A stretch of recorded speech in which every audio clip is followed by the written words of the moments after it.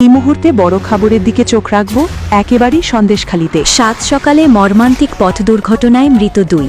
সন্দেশখালী থানার অন্তর্গত ধামাখালী রোডের রামপুর এলাকায় একটি সরকারি বাস ও একটি টোটোর মুখোমুখি সংঘর্ষ হয়। ঘটনায় ঘটনাস্থলেই দুই টোটোযাত্রীর মৃত্যু হয়। আরও এক টোটোযাত্রীর অবস্থা আশঙ্কাজনক হওয়ায় ক্যানিং হাসপাতালে চিকিৎসাধীন রয়েছে। স্থানীয় সূত্রে জানা যায়, ধামাখালী থেকে একটি সরকারি বাস সরবেরিয়া দিকে যাচ্ছিল। সেই সময় উল্টো দিক থেকে একটি টোটো ভর্তি যাত্রীর সঙ্গে মুখোমুখি সংঘর্ষ হয়। ঘটনাস্থলেই মৃত্যু হয় দুজনের। খবর পেয়ে ঘটনাস্থলে এসে মৃতদেহ উদ্ধার করে বসিরহাট জেলা হাসপাতালে ময়নাতদন্তের জন্য পাঠিয়েছে সন্দেশখালী থানার পুলিশ।